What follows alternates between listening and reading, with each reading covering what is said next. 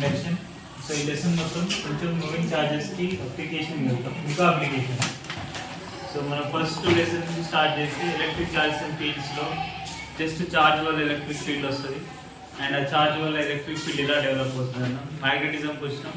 మ్యాగ్నెటిజంలో magnetic pole strength ఎంత, moment ఎంత, field strength ఎలా ఉంటుంది, మ్యాగ్నెటిక్ ఫీల్డ్ ఎలా జనరేట్ చేస్తుంది, ఫీల్డ్, ఇండక్షన్, డి స్టడీ చేస్తాం.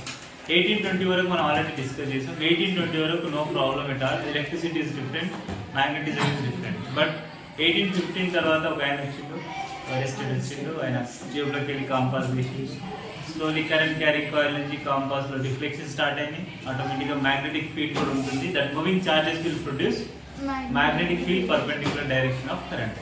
సో అది ప్రీవియస్ లెసన్లో మూవింగ్ చార్జెస్ మ్యాగ్నెటిక్లో డీటెయిల్గా నేర్చుకున్నాం. ఇప్పుడు మాత్రం ఇక్కడ ఇంకొంచెం అప్లికేషన్ రిలేటెడ్. ఎందుకు moving charges and magnetic field is developing, moving charges and magnetic field ఎందుకు డెవలప్ చేస్తున్నాయి, ఒకవేళ ఆ మ్యాగ్నెటిక్ ఫీల్డ్ జనరేట్ అవ్వడం వల్ల ఆ మ్యాగ్నెటిక్ ఫీల్డ్ని మనం ఇంకా కరెంట్ని జనరేట్ చేయొచ్చా అనేది లెసన్ నేర్చుకుంటాం. సో బేసిక్ ప్రాపర్టీ ఏంటి, వెన్ కరెంట్ క్యారింగ్ కండక్టర్స్ ఏది ఒకటి తీసుకుంటే దీనికి మ్యాగ్నెటిక్ ఫీల్డ్ జనరేట్ అవుతుంది, అవునా? సో నువ్వేమంటున్నావు, ఛార్జ్ ఫ్లో అవ్వడం వల్ల మ్యాగ్నెటిక్ ఫీల్డ్ వస్తుంది అంటున్నావు. మరి మ్యాగ్నెటిక్ ఫీల్డ్ పోవడం వల్ల మళ్ళీ ఇక్కడ కరెంట్ ఏమైనా జనరేట్ అవుతుందేమో, ఇంకా ఏమైనా కరెంట్ ఏమైనా డైరెక్ట్గా ఇండైరెక్ట్గా డెవలప్ అవుతుందేమో, దాన్ని మనం ఇండక్షన్ అంటాం. ఇండ్యూస్ చేస్తాం. ఛార్జ్ ఉండదు, అందులో అసలు కరెంట్ ఉండదు, మనమే కరెంట్ ఉండేది జనరేట్ చేస్తారు కదా. ఇక్కడ వచ్చి లెసన్ మొత్తం అంటే ఈ కరెంట్ క్యారింగ్ కండక్టర్ వల్ల డెవలప్ అయిన మ్యాగ్నెటిక్ ఫీల్డ్, ఈ మ్యాగ్నెటిక్ ఫీల్డ్ వల్ల మళ్ళీ కరెంట్ వస్తుంది, మళ్ళీ ఆ కరెంట్ వల్ల మళ్ళీ మ్యాగ్నెటిక్, ఆ మ్యాగ్నెటిక్ ఫీల్డ్ వల్ల మళ్ళీ బట్ సోర్స్ ఏంటి, ఇది ఒకటే. ఈ యొక్క కరెంట్ వైర్ వల్ల ఇట్లాంటి నెంబర్ ఆఫ్ ఫీల్డ్ లైన్స్ లేదా కరెంట్స్ అనేవి చేంజెస్ అవుతాయి. అంటే స్లోలీ మనం ఎలక్ట్రో మ్యాగ్నెటిక్ ఇండ్యూస్ చేస్తాం, ఇండక్షన్ చేస్తాం. ఇండక్షన్ చేయడం కోసం చాలా మంది సైంటిస్టులు వర్క్ చేసారు, especially Faraday's. Michael Faraday's gave the big innovation in the science. ఇక్కడ నుంచి మనకి మోడర్న్ ఫిజిక్స్ ఇంట్రడ్యూస్ అవుతూ వస్తుంది. సో మనకి ఆ రిలేషన్ ఎలా వస్తుందో కదా, దానికంటే ముందు ఫస్ట్ ఆఫ్ ఆల్ మనకు చిన్న డెఫినేషన్ రావాలి మనకి. మ్యాగ్నెటిక్ ఫ్లక్స్, ఈ మ్యాగ్నెటిక్ ఫ్లక్స్ గురించి మనం ఆల్రెడీ ప్రీవియస్ లెసన్స్లో చాలా ప్లేస్లో డిస్కస్ చేస్తాం. ఇది చాలా హెల్ప్ చేస్తుంది మనకి. What is magnetic flux? The number of field lines crossing over the loop or any surface ఆ ఫ్లక్స్ని మనం క్యాలిక్యులేట్ చేస్తాం. We know in a magnetism we already written the Gauss laws does not exist for the magnetic fields తీసుకున్నాం, but electrostatics లో exist అవుతుంది. So అదే కేసులో ఇక్కడ magnetic flux general basic definition రాస్తే flux is equals to B dot A లేదా BA cos theta. ఈ ఫ్లక్స్ రిలేట్ చేస్తున్నాం అంటే ఇప్పుడు ఒక నార్త్ పోల్ కానీ సౌత్ పోల్ కానీ తీసుకొస్తూ magnetic number of field lines crossing over the loop therefore flux is generated. So ఇంత ఫ్లక్స్ వస్తున్నాయి సాల్వ్ చేసుకోవాలంటే flux is equals to BA cos theta will affected by the coil. Always coil కానీ మనం తీసుకున్న surface కానీ field lines కి perpendicular direction లో ఉండాలి, ప్లేన్ లేదా సర్ఫేస్ ఏరియా ప్యారలల్ లేదా యాంటీ ప్యారలల్ లో ఉండాలి, అప్పుడే ఫ్లక్స్ అనేది వస్తుంది. సో ఆ సర్ఫేస్ ఏరియా రిలేట్ చేస్తే for example if theta is equals to 0, we know cos 0 is nothing but 1, therefore flux is equals to B. అంటే గివెన్ ప్లాట్ఫామ్ లేదా గివెన్ సర్ఫేస్ కి మ్యాగ్నెటిక్ ఫ్లక్స్ ని క్యాలిక్యులేట్ చేయాలంటే ఆ సర్ఫేస్ ఏరియాని ఎలా తీసుకోవాలి అంటే ఫర్ ఎగ్జాంపుల్ నేను ఇలా నంబర్ ఆఫ్ ఫీల్డ్ లైన్స్ ఇలా ట్రావెల్ చేస్తున్నాను. The number of field lines are travelling through the plane of this paper లేకపోతే ఎనీ సర్ఫేస్. సో ఇప్పుడు మనకి ప్లేన్ కి ఏరియా ఎలా ఉంటుందంటే this actually the area of vector, unit vector తో express చేస్తాం and this is the magnetic field direction. Therefore so magnet is creating like theta angle. BA cos theta is nothing but magnetic field కి area కి ఉన్న angle ని మనం express చేస్తాం. అదే మనం ఇలా కంపారిజన్ చేస్తాం. The field lines are continuously varying with respect to the angle, with respect to the area. ఈ ఏరియా కంపారిజన్. ఈ ప్లేట్ కి ఏరియా బాటమ్ డైరెక్షన్ లో తీసుకుంటే ఎలా తీసుకుంటాం మీద మనకి డౌన్వర్డ్ డైరెక్షన్ లో ఇన్ వెక్టర్ తీసుకుంటాం. అంటే కింద కూడా ఉంటుంది కదా సర్ఫేస్ ఏరియా, అప్వర్డ్ డైరెక్షన్ లో ఒక ఏరియా అంటే కింద కూడా ఒక ఏరియా వస్తుంది. 2 సర్ఫేసెస్ ఉన్నాయి ప్లేట్, 2 సర్ఫేసెస్ ఉన్నాయి. సో అలాంటి డిఫరెంట్ ఏరియాస్ వల్ల మనకి ఫ్లక్స్ అనేది మ్యాక్స్ అవుతుంది, మినిమం అవుతుంది. ఇదన్నిటిని ఒకటే కేసులో స్టడీ చేస్తే ఫర్ ఎగ్జాంపుల్ ఒక చిన్న ఎగ్జాంపుల్ ఇది మనం ఫ్లక్స్ రిలేట్ చేస్తాం. What is flux units? Webers or CGS units అయితే మాక్స్వెల్ యూనిట్స్ ఉంటాయి. మాక్స్వెల్ మనం ఎక్స్ప్రెస్ చేయాలంటే we know 1 weber is equals to 10 power 8 Maxwell, 1 Maxwell is equals to 10 power minus. Weber is big unit SI units, Maxwell అంటే CGS units అంటారు. Okay, so వీటిని base చేసుకొని మనం ఒకటే కేసులో అన్ని సిచ్యువేషన్స్ అర్థం చేసుకున్నాం. For example I going to take one cylinder. So cylinder కి మనకి డిఫరెంట్ సర్ఫేసెస్ ఉంటాయి. ఇప్పుడు ఈ సిలిండర్ కి ఫీల్డ్ లైన్స్ అనేవి మ్యాగ్నెటిక్ ఫీల్డ్ లైన్స్ ఇలా ట్రావెల్ చేస్తున్నాయి. Number of field lines travelling through the cylinder. Individual గా ప్రతి సర్ఫేస్ దగ్గర మ్యాగ్నెటిక్ ఫ్లక్స్ ఏమవుతుందో సాల్వ్ చేస్తాం. చెప్పండి, ఫర్ ఎగ్జాంపుల్ ఈ సర్ఫేస్ దగ్గర సాల్వ్ చేస్తే మ్యాగ్నెటిక్ ఫీల్డ్ కావాలంటే 100% నీకు ఏరియా వెక్టార్ కావాలి. సో దట్ గివెన్ సర్ఫేస్ కి మనకి ఏరియా వెక్టార్ ఇలా ఎక్స్ప్రెస్ చేద్దాం.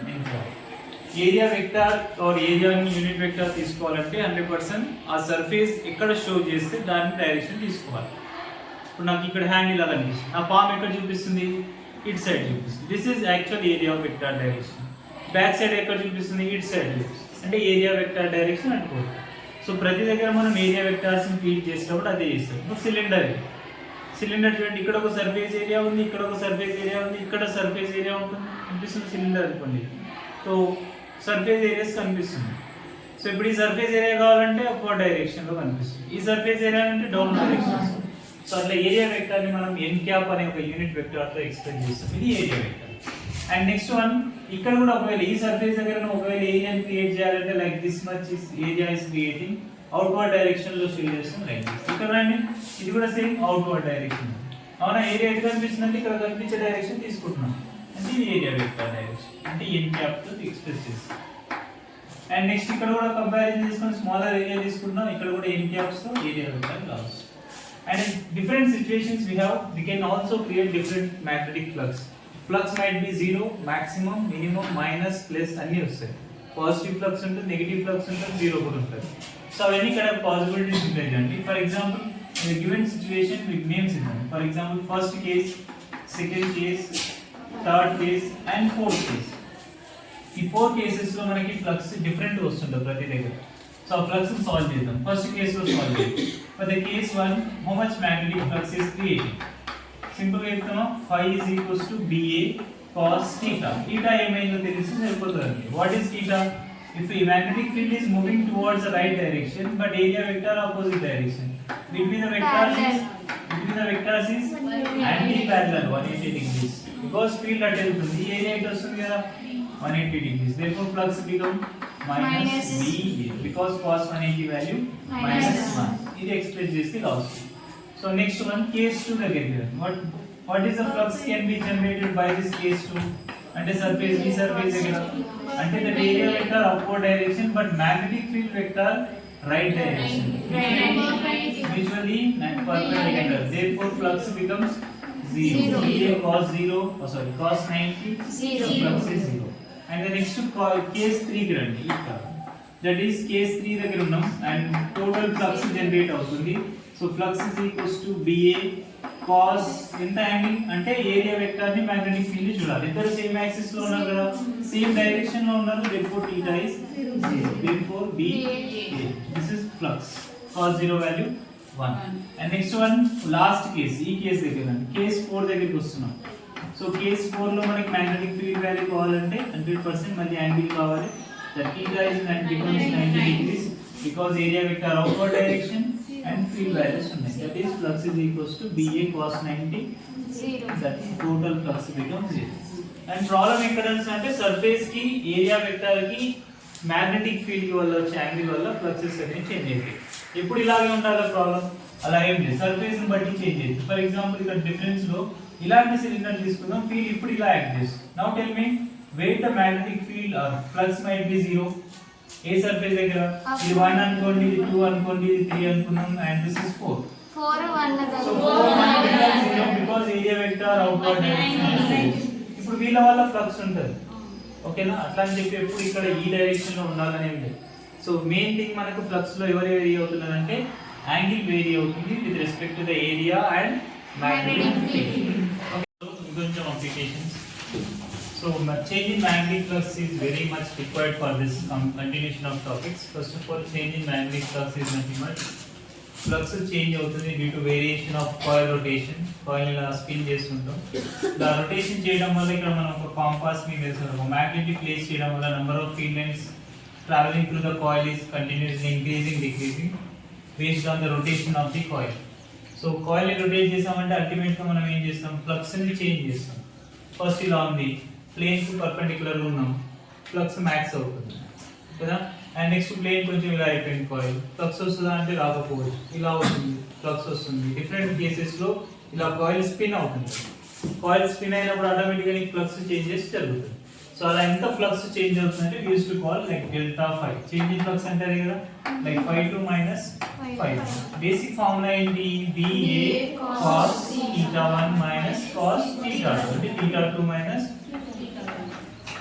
ఇక్కడ కూడా B కామన్ తీసుకున్నాం, magnetic field same and area of coil same. But coil ని స్పిన్ చేయడం వల్ల, రొటేట్ చేయడం వల్ల డిఫరెంట్ ఫ్లక్స్ జనరేట్ అవ్వచ్చు.